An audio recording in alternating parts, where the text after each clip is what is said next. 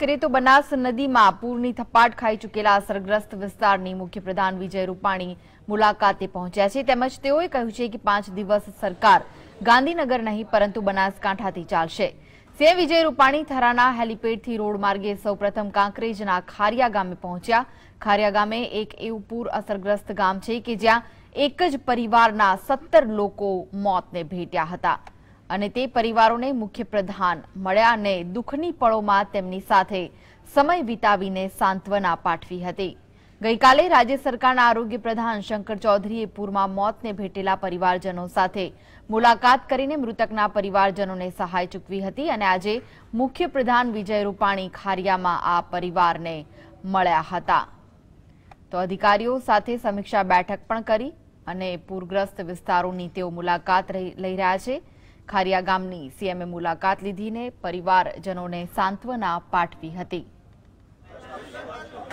તો ખારિયા ગામે એક જ પરિવારના 17 લોકોના મોત નીપજ્યા હતા ત્યારે મુખ્યપ્રધાને આ ગામની મુલાકાત લીધી।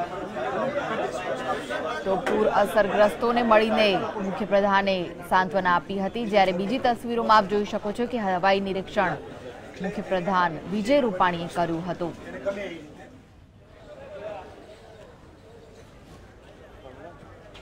તો બનાસકાંઠાની મુલાકાતે છે મુખ્યપ્રધાન વિજય રૂપાણી ત્યારે તેમણે કાંકરેજના ખારિયા ગામની મુલાકાત લીધી અને ત્યાં પરિવારોને સાંત્વના પાઠવી હતી। તો બીજી તરફના જે દ્રશ્યો છે હવાઈ નિરીક્ષણ પણ તેમણે બનાસકાંઠાનું કર્યું હતું।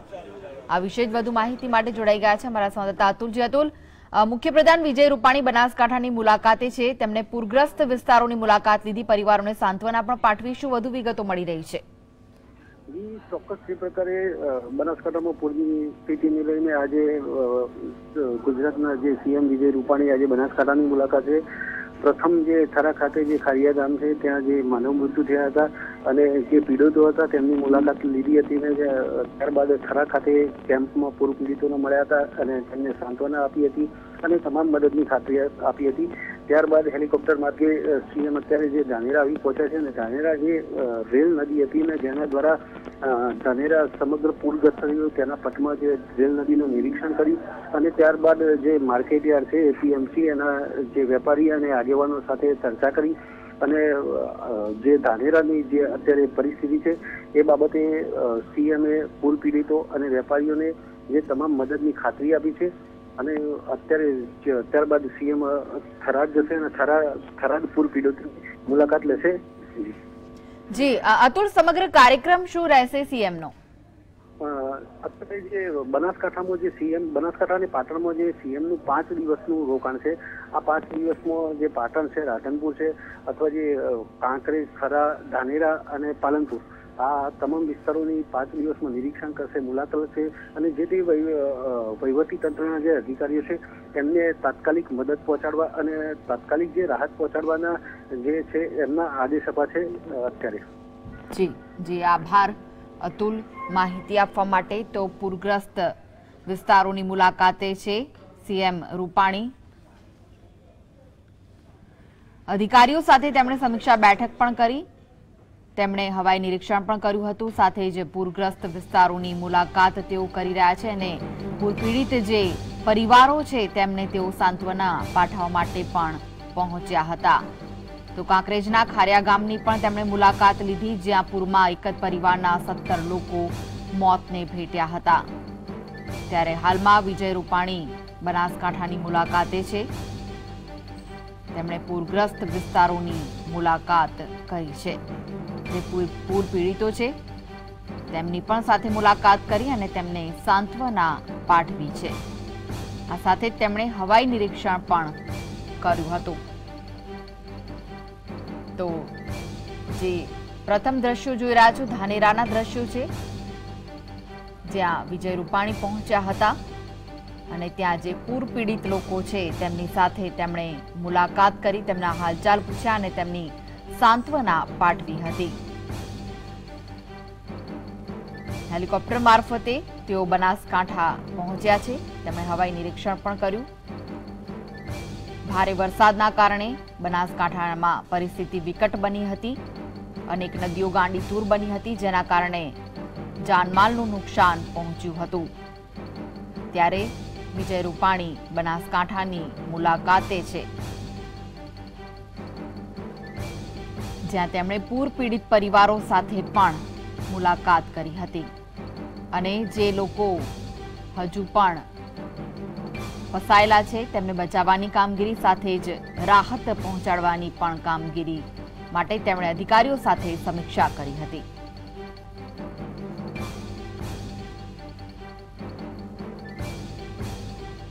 તો પૂર પીડિત લોકોને જલ્દીમાં જલ્દી રાહત મળે તે માટે પણ તેમણે અધિકારીઓને સૂચન કર્યું છે.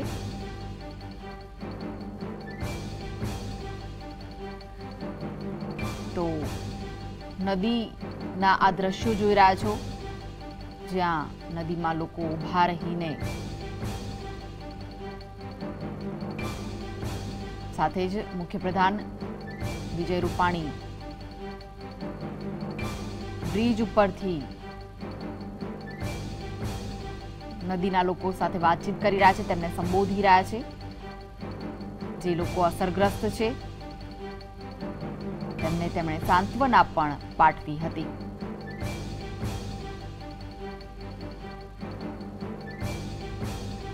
બનાસકાંઠાની મુલાકાતે છે સીએમ રૂપાણી.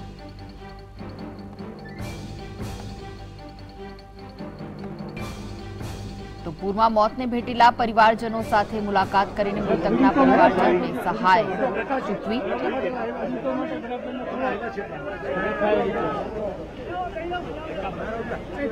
સાથે લોકોની વેદના પણ સાંભળી હતી.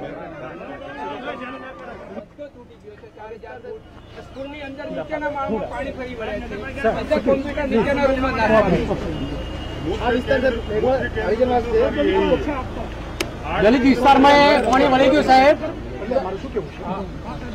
પહેલા તો હું 5 દિવસ આવી રહેવાનો છું અને ઝડપથી સફાઈ, ઝડપથી રિહેબિલિટેશન સરકારના તંત્રો દ્વારા જે કરવાનું છે, એનજીઓ, પ્રજાનો સહકાર, બધું આપણે તમારી બધાની વાત જાણી અત્યારે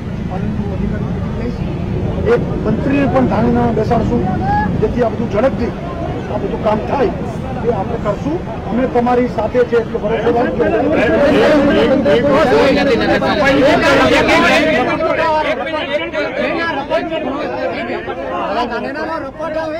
તો ગામને બધાને નુકસાન છે. જ્યારે 2015માં પાણી આવ્યું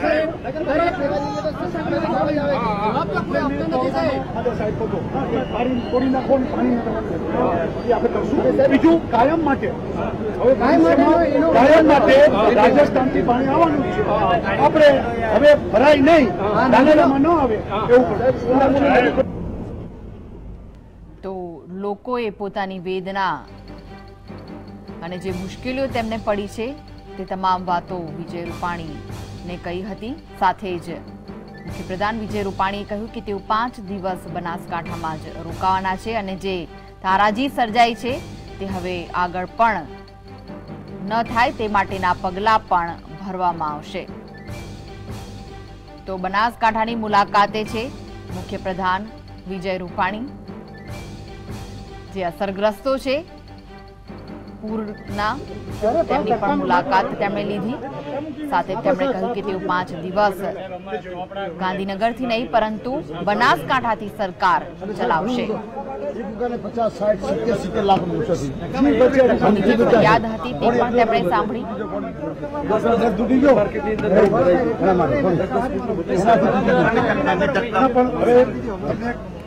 કહી દઉં છું, એટલે જ રૂબરૂ આવ્યો છું. 5 દિવસ અહીંયા રહેવાનું છે. બરોબર. ઝડપથી સફાઈ, ઝડપથી આ બધું એક વખત જે બગડી ગયું છે તો બધું કાઢી નાખવાનું છે. બપોરે મિટિંગ રાખી છે અને તમને જે નુકસાન થયું છે એક વખત પેલા આની બધી વિડીયોગ્રાફી કરાવી એટલે ચોપડાનો સવાલ છે, શું છે શું નહીં, પછી તમને બધાને કેવી રીતે મદદ થઈ શકે એના રસ્તા હવે અમે ભેગા તમારી